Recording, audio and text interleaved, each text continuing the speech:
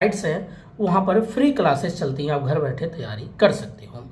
चाहे आप गवर्नमेंट की तैयारी एग्ज़ाम की करना चाहो, या आप चाहे स्कूलिंग की तैयारी हो 11th-12th में, या 9th में हो, या 10th में हो, या ग्रेजुएशन में हो, या कॉमर्स हो, या आर्ट हो, या साइंस हो, तो आप घर बैठे तैयारी कर सकते थे। इसी बोला गया ऑनलाइन मेथड्स, इससे क्या क्या गवर्नमेंट चीज़ें प्रोवाइड किया। अगला बात करते हैं दोस्तों, आपका आता है मॉडल ऑफ टीचिंग। देखिए, मॉडल ऑफ टीचिंग बेसिकली इसको बांटा गया 3 भागों में, एक पैडागोजी, एंड्रागोजी और हेटागोजी। पैडागोजी मीन्स क्या होता है, जब आप एक विद्यार्थी को, आप मान लीजिए छोटा बच्चा, उसको आप पढ़ाते हैं, तो उसके साथ आप बैठ करके उसको लिखना बोलना सब कुछ सिखाते हैं, इसी को बोलते हैं पैडागोजी। दूसरा होता है एंड्रागोजी। एंड्रागोजी में क्या है, आप इतना करीब नहीं होते बट एक गाइडेंस देते रहते हैं कि बेटा इस शब्द का ऐसे उच्चारण करते हैं, इस शब्द को ऐसे लिखा जाता है, तो वहाँ गाइड करेंगे, ना कि आपको हमेशा आपके पास बैठ करके समझाएंगे। बस अगर कोई बाई मिस्टेक होता है तो आप पूछ लीजिए, तो वो गाइड कर देते हैं बस। इसको बोलते थे आपका एंड्रागोजी कॉन्सेप्ट। तीसरा आता है आपका हेटागोजी।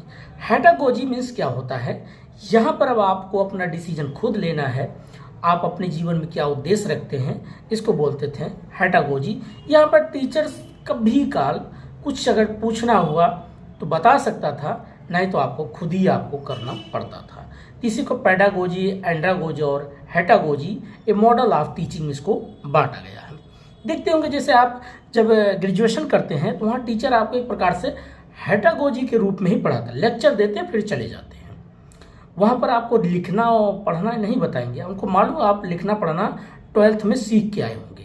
अब आप बीए करो, बीकॉम करो, बीएससी करो, आपको लिखने के अब थोड़ी तरीका बताएंगे, क्योंकि आप उतना सीख के आए हो। इसीलिए वहाँ पर क्या होता है, हेटागोजी, या उसको लेक्चर मेथड भी कहीं कहीं बोलते हैं, जो लेक्चर टीचर लेते थे। ठीक है, ये सारी चीज़ें होते हैं पैडागोजी, एंड्रागोजी और हेटागोजी। नेक्स्ट टॉपिक बात करते हैं, आपका आता है ब्लॉम टेस्टोनॉमी कॉन्सेप्ट। दोस्तों, ब्लॉम टेस्टोनॉमी कॉन्सेप्ट क्या होता है, इसको गांधी जी ने भी 3 भागों में इसको डिवाइड करवाए थे, और बाकी अलग अलग फॉरेन के लोगों ने इसको डिवाइड किया था। 3H कॉन्सेप्ट बोलते थे। H मीन्स फर्स्ट H आपका हेड होता है, सिर, दूसरा आपका हार्ट, तीसरा आपका हैंड।